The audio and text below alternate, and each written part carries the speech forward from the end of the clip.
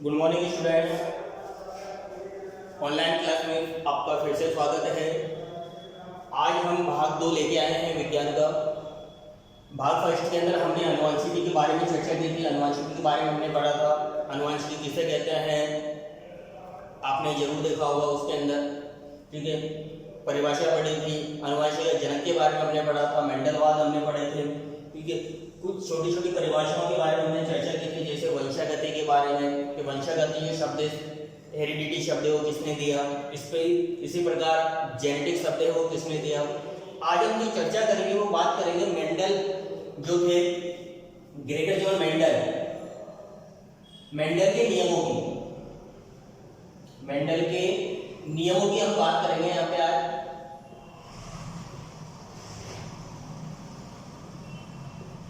Mendel के जो नियम है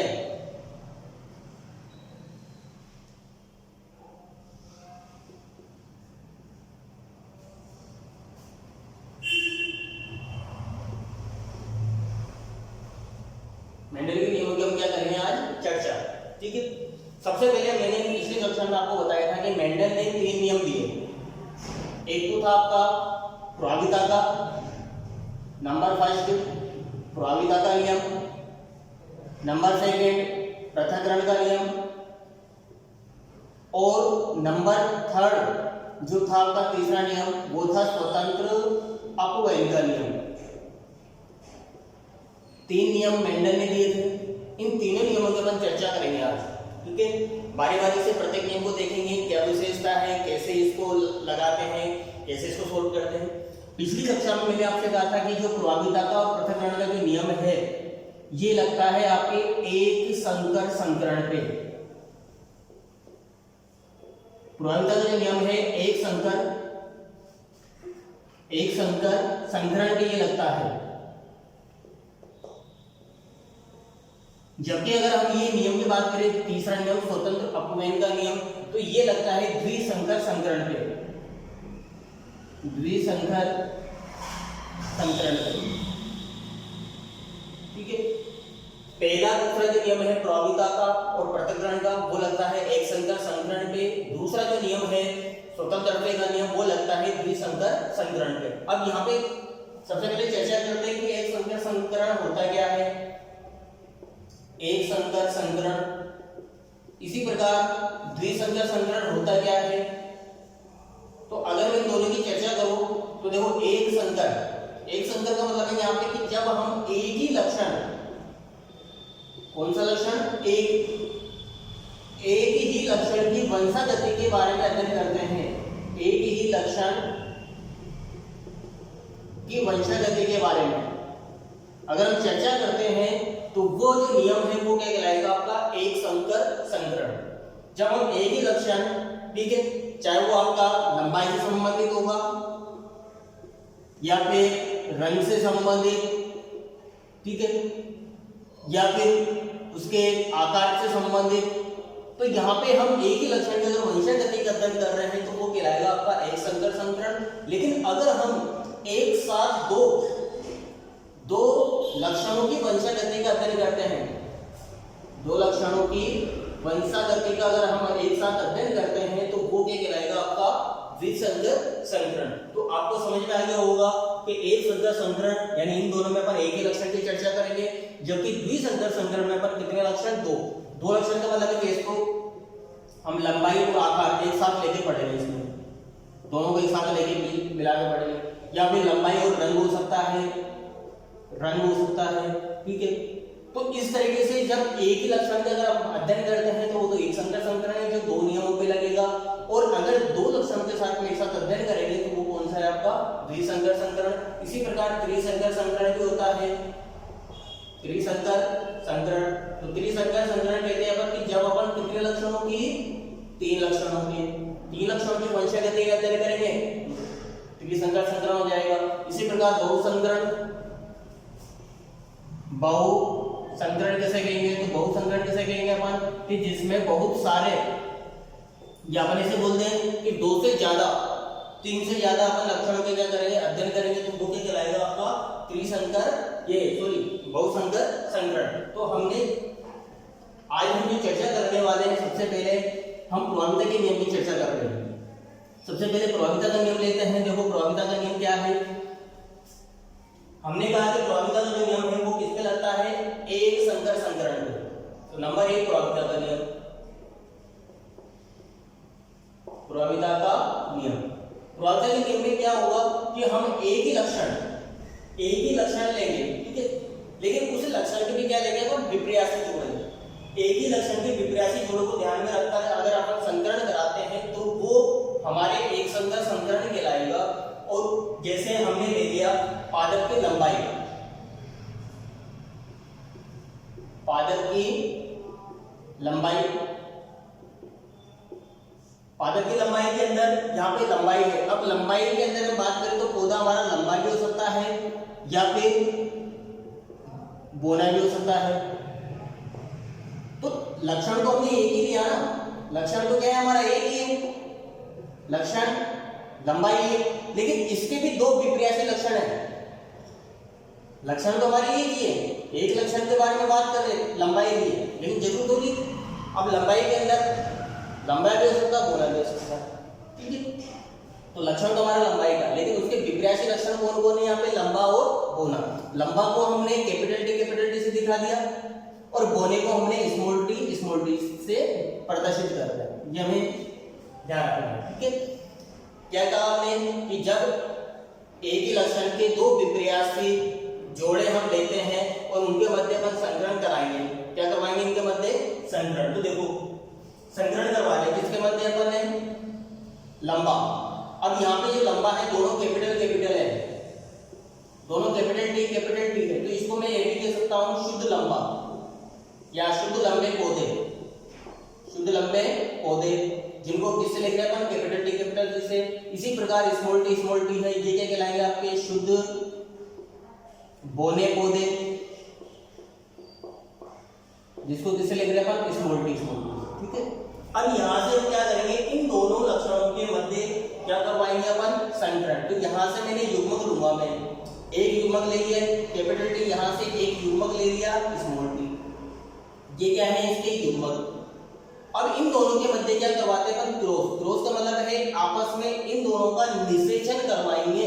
तो यहाँ पे इन दोनों का क्रॉस करवाएंगे, तो यहाँ से जो पहले क्या आएगा कैपिटल टी, उसके बाद में कौन आएगा, स्मॉल टी।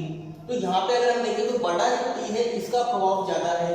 देखो आपके पास में दो पौधे, तो लंबा पौधा बोना पौधा, आप दूर खड़े हो, ठीक है। अब आपसे कह दिया जाए कि आप देखो कि क्या दिखाई दे रहा है, तो आपके को सिर्फ पौधा दिखाई दे रहा है। फिर मैं आपसे पूछूंगा कौन सा दिखाई दे रहा है, तो आपके को लंबा वाला। बोना क्यों दिखाई नहीं दिया, बोना इसलिए दिखाई नहीं दिया क्योंकि वहां पे है तो सही वो, लेकिन वो लंबे पौधे के कारण क्या होगा, छिप गया, उसके नीचे आ गया। तो वहां पे जो दिख रहा है आपको कौन सा दिख रहा है, लंबा वाला। तो यहाँ पे जो प्रभावी लक्षण है कैपिटल टी और क्या है, कैपिटल टी है, ठीक है, और अप्रभावी लक्षण कौन है, स्मॉल टी। तो यहाँ पे ये हमें लक्षण प्राप्त हुए कौन सी पीढ़ी में, F1 पीढ़ी में। यहाँ कैपिटल टी, जो कैपिटल टी है प्रभावी लक्षण को प्रदर्शित करेगा और स्मॉल टी ये करेगा आपके अप्रभावी लक्षणों को प्रकट। कैपिटल टी तो किसको दिखाएगा, प्रभावी लक्षणों को, और स्मॉल टी किसको दिखाएगा, अप्रभावी लक्षणों को, ठीक है। तो यहाँ पे हमारे कहने का तात्पर्य यह है कि जब हम दो जोड़ी विपर्यासी लक्षणों के मध्य, एक जोड़ी विपर्यासी लक्षण, जब हम एक जोड़ी विपर्यासी लक्षण, एक जोड़ी विपर्यासी लक्षणों के मध्य संकरण कराते हैं तो F1 पीढ़ी में प्रभावी लक्षण तो प्रकट होते हैं तथा अप्रभावी लक्षण प्रकट नहीं होते हैं। इसे ही प्रभाविता का नियम कहते हैं। इसे ही प्रभाविता का नियम कहते हैं। क्या किया हमने? एक जोड़ी विपर्यासी लक्षण लिखे। एक जोड़ी है लक्षण हमारे पास में लंबाई का है, लेकिन इसके भी क्या नहीं, हमने अलग अलग लक्षण ले लिए। ठीक है, एक जोड़ी विपर्यासी लक्षण, इनके मध्य क्या करवाया हमने? संकरण।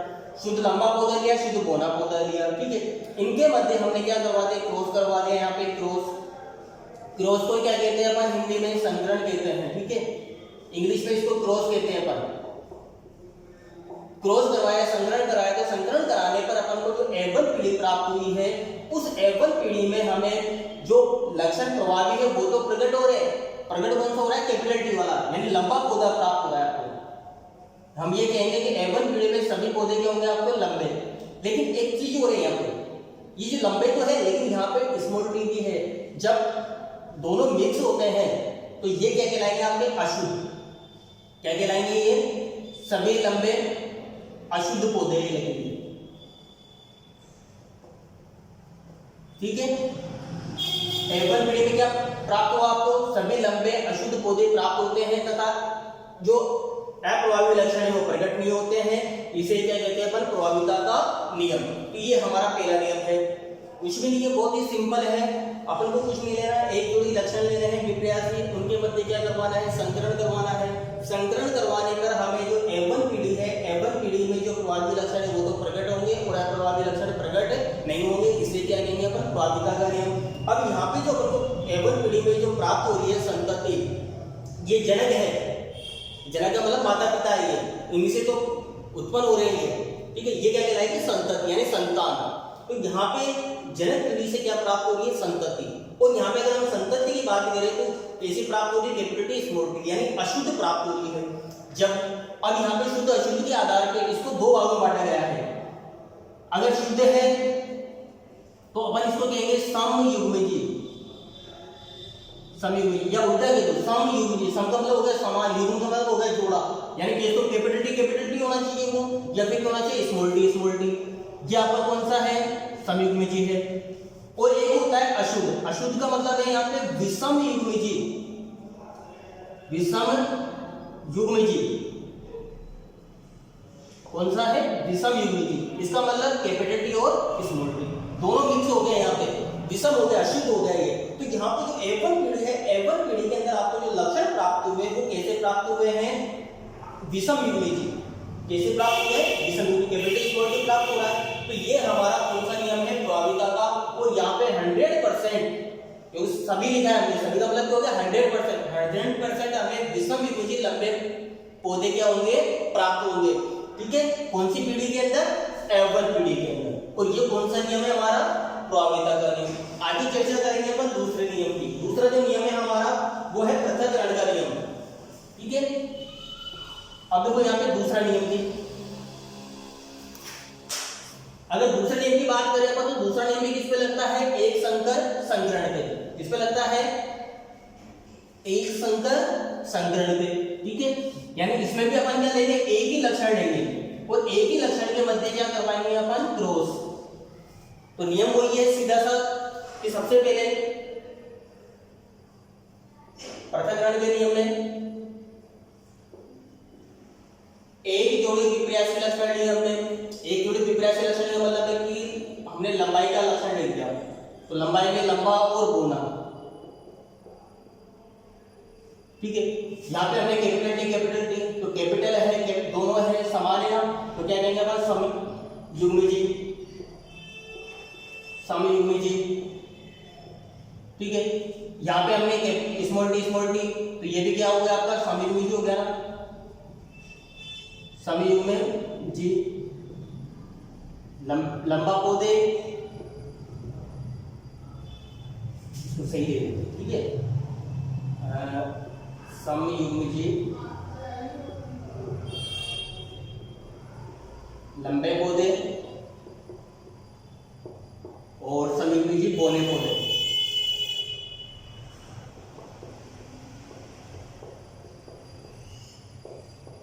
दोनों समयुग्मजी है। ठीक है, कौन से लक्षण है? एक जोड़ी विपर्यासी। विपर्यासी मतलब होता है उल्टा, लंबे का उल्टा कौन हो गया? बोना। तो विपर्यासी लक्षण लेंगे एक जोड़ी, ठीक है। इनके मध्य क्या करवाएंगे अपन? क्रॉस। तो यहाँ से दो है तो युग्मक ले लेंगे पहले तो अपन। तो युग्मक क्या ले लेंगे यहाँ पे? दोनों, तो दोनों में से एक लक्षण ले लेंगे कैपिटल टी, यहाँ से क्या ले लिया हमने? स्मॉल टी, ठीक है। दोनों के मध्य क्या करवा रहे हैं? क्रॉस करवाए। क्रॉस करवाएंगे तो क्या आएगा? कैपिटल टी और स्मॉल टी अपन को प्राप्त हो गया। ये कौन सी पीढ़ी है आपकी? ये तो जनक थी हमारी। ये कौन सी पीढ़ी प्राप्त हो गई? F1 पीढ़ी, जो हमने पढ़ चुके हैं अपन। जहां हमारा कौन सा नियम लगता है? प्रोहागिता का नियम। लेकिन अपन बात किसकी कर रहे हैं? पृथक्करण की, ठीक है। चर्चा किसकी कर रहे हैं अपन? पृथक्करण। अब देखो पृथक्करण में क्या होगा, यहाँ पे सारे पौधे कौन से आपके? विषम युग्मीजी है ना, विषम युग्मीजी। विषम युग्मीजी लंबे पौधे हमारे, क्योंकि एक तो बड़ा है एक छोटा है ना, तो विषम युग्म हो गया। विषम युग्मी लंबे पौधे यानी अशुद्ध लंबे पौधे सभी, ठीक है, 100%। अब हम क्या करेंगे कि इन विषम युग्मीजी लंबे पौधों के मध्य क्या करवा देंगे? यहाँ से स्वपरागण। स्वपरागण क्या करवाएंगे? स्वपरागण। स्वपरागण का मतलब है कि अब ऊपर वाले में नहीं जा रहे, पर यही लक्षण हम ले रहे हैं, capital T small T, capital T और स्मॉल टी, ये ले लिया हमने। आगे समझ बात? यहां तक तो हमारा कौन सा नियम लगा था? प्रोहागिता का। सेकंड जो नियम है पृथक्करण में, यहां से स्टार्ट होता है कि जो आपके पास में F1 पीढ़ी के अंदर विषम युग्मी लंबे पौधे प्राप्त हुए हैं, उनके मध्य क्या करवाना है आपको? स्वपरागण। जब अपन इनके मध्य स्वपरागण करवाते हैं, देखो क्या होगा, यहाँ से दो लक्षण आ गए, यहाँ से भी दो लक्षण आ गए आपके। यहाँ से लक्षण की बात करो तो कैपिटल टी स्मॉल टी, यहाँ से लक्षण क्या जाएगा? कैपिटल टी और स्मॉल टी, ये युग्म बन गए। अब क्या करवाना है आपको? क्रॉस करवाना है। क्रॉस करवाएंगे, देखो ये कैपिटल टी क्रिया करेगा कैपिटल टी से, तो क्या आएगा? कैपिटल टी आ गया, ठीक है। कैपिटल टी ने कैपिटल टी से क्रिया की तो क्या आएगा? Capital T. इसी प्रकार इस कैपिटल टी की इससे करवानी है स्मॉल टी से, तो यहाँ से हमने कैपिटल टी ने क्रिया की स्मॉल टी से, तो कैपिटल टी आएगा पहले, तो फिर कौन आएगा? स्मॉल टी, ठीक है। ये हो गया इससे। अब आते हैं इसमें, देखो ये स्मॉल टी है, क्रिया किससे करवाएंगे? पहले आप कैपिटल टी से, तो कैपिटल टी और स्मॉल टी क्रिया करेगा तो क्या आएगा? कैपिटल टी और स्मॉल टी। इसी प्रकार के स्मॉल टी है, इससे क्रिया करेगा स्मॉल टी से। कहने का तात्पर्य यह है कि प्रत्येक युग्मक का उधर वाले प्रत्येक युग्म से क्या करवाना है आपको? निषेचन करवाना है, क्रॉस करवाना है। तो यहाँ से क्या मिलेगा? Small T. अब अगर मैं देखूं यहाँ पे, देखो कैपिटल टी है, दोनों समान है, तो अपन क्या कहेंगे? समयुग्मी जी। और प्रभाव किसका ज्यादा है? लंबे का, तो लंबे पौधे हुए इनके समयुग्मी लंबे। इसी प्रकार ये प्रभाव किसका रहेगा ज्यादा? कैपिटल टी का। लेकिन यहाँ पे दोनों क्या है? एक छोटा एक बड़ा है, तो विषम युग्मी जी हो गया, नहीं हो गया? विषम युग्मी जी है तो लंबे ही। इसी प्रकार ये देखें कैपिटल टी स्मॉल टी, तो ये भी विषम युग्मी जी है, विषम युग्मी जी, लेकिन कैसे है? लंबे है। और यहाँ पे अपन देखें तो दोनों ही स्मॉल है, तो स्मॉल को क्या कहेंगे अपन? समयुग्मी जी। भाई दोनों समान है, तो समयुग्मी जी लंबे पौधे, ये सॉरी बोले पौधे हो जाएंगे। स्मॉल टी को क्या नाम है? बोले पौधे, ठीक है। अब यहाँ पे अगर अपन देखते हैं लक्षण, जो मोस्ट इंपोर्टेंट है, यही हमसे अक्सर एग्जाम के अंदर पूछा जाता है। एक नंबर के क्वेश्चन उठा के पूछ लेता है, लक्षण जीन प्राप्त। अगर मैं यहाँ पे लक्षण की बात करूँ कि लक्षण क्या प्राप्त हो रहे हैं, तो देखो 1 2 3 तो मेरे पास में लंबे पौधे प्राप्त हो रहे हैं। मेरे को लंबे पौधे कितने प्राप्त हुए? 3। बोना पौधा कितना प्राप्त हुआ? 1। तो ये क्या हो गए? इसके लक्षण प्रारूप, इसको क्या कहते हैं? लक्षण प्रारूप, ठीक है। फिनोटाइप, अगर आपसे पूछा जाए कि फिनोटाइप का अनुपात बताइए, फिनोटाइप अनुपात, तो फिनोटाइप अनुपात क्या हो जाएगा? 3:1। 3:1 का मतलब है 75% तो लंबे और 25% क्या हो गए आपके? बोने होंगे। भाई 3 है ना यहाँ पे, 3 का मतलब क्या होगा? 75%। एक क्या है आपका? बोना है। लेकिन अगर मैं जीन प्रारूप की बात करूं, जीन प्रारूप का मतलब होता है कि इसमें अब आपको शुद्ध अशुद्ध देखना है, तो शुद्ध लंबे कितने हैं, अशुद्ध लंबे कितने हैं, और शुद्ध बोने कितने हैं, यानी समयुग्मी जी देखेंगे। तो देखो इसको बोलते हैं जीन प्रारूप यानी जीनोटाइप। इंग्लिश में इसको क्या कहते हैं अपन? जीनोटाइप। ठीक है। अब जीरो डायरेक्ट के अंदर में देखो तो देखो लंबे शुद्ध समीकरण लंबे, समीकरण लंबे एक, ठीक है। उसके बाद में विषम लंबे हैं, विषम शॉर्ट में ले रहा हूं, ठीक है, विषम लंबे। तो कितने हैं, एक दो, कितने हैं, दो। उसके बाद में समीकरण बोले, तो समीकरण बोले तो इसका अनुपात कितना है, एक। तो यहाँ पे हम ये कहेंगे कि समीकरण लंबा तो एक हुआ, यानी शुद्ध लंबा एक है, अशुद्ध लंबे दो हैं और शुद्ध कोना एक है, यानी इसका अनुपात क्या होगा, एक अनुपात दो अनुपात एक। तो ये क्या हो गया आपका जिन प्रारूप। लक्षण प्रारूप क्या है, 3 अनुपात 1। जिन प्रारूप की बात करें तो क्या है, 1 अनुपात 2 अनुपात 1 अनुपात की बात कर रहे हैं, ठीक है। तो ये क्या हो गया आपके पृथक्करण का नियम। अब इसमें अगर हम देखें, इसको पृथक्करण का नाम क्यों दिया है, ठीक है, परिभाषा पूछते आपसे, तो पृथक्करण नियम किसे कहते हैं। तो देखो यहां से शुरुआत करते हैं कि जब हम एक जोड़ी विपरीत लक्षणों के मध्य क्या करवाए, अपन संकरण करवाए, तो संकरण कराने पर A1 पीढ़ी में सभी पौधे अपन को विषमयुग्मी लंबे प्राप्त हुए। उन पौधों के मध्य अपन ने क्या करवाया, स्वपरागण। स्वपरागण करवाने पर हमें F2 पीढ़ी, जो कौन सी पीढ़ी प्राप्त हो गई आपको, F2 पीढ़ी। F2 पीढ़ी के अंदर हमें विभिन्न प्रकार के लक्षण अलग अलग दिखाई दे रहे हैं, जो किसके समान है, जनक के। यहां पर हम देखें शुद्ध समीकरण लंबे यहां पर है, इसी प्रकार समीकरण बोले तो यहां पर भी है, यानी लक्षण क्या हो गए, अलग अलग पृथक पृथक हो गए, अलग अलग अपना अस्तित्व दिखा रहे हैं। इसलिए इस नियम को क्या कहते हैं अपन, पृथक्करण का नियम। जब हमने किसके मध्य करवाया, A1 पीढ़ी के मध्य स्वपरागण करवाते हैं, इसी के मध्य निषेचन करवाते हैं A1 पीढ़ी के मध्य। तो A1 पीढ़ी के मध्य निषेचन करवाने पर F2 पीढ़ी के अंदर सभी लक्षण क्या होते हैं, अलग अलग प्रकट होते हैं, जिसके कारण इसी को क्या कहते हैं अपन, पृथक्करण का नियम। जिसका लक्षण प्रारूप क्या है, 3 अनुपात 1 है, और जिन प्रारूप क्या है, 1 अनुपात 2 अनुपात 1 है। तो इस तरीके से हमारा एक हो जाएगा दूसरा नियम, ठीक है। आज के लिए इतना ही, क्योंकि बहुत लंबी वीडियो हो जाएगी। अगले जो पार्ट है उसमें तीसरा नियम अपन ले लेंगे, ठीक है। तो एक दो बार इसको देखना, समझने की कोशिश करना कि जिन प्रारूप के और लक्षण प्रारूप क्या है। इसी प्रकार प्रभाविता का नियम हमारा A1 पीढ़ी तक ही रहता है, इसको ध्यान रखना। प्रभाविता का नियम हमारे कहाँ रहता है, A1 पीढ़ी। A1 पीढ़ी में जो लक्षण आपको प्रकट होंगे वो प्रभावी है, जो लक्षण प्रकट नहीं होंगे क्या है, अप्रभावी है, ठीक है। आगे इसी को फिर अपन चर्चा करेंगे हल पृथक्करण के भाग के बारे में।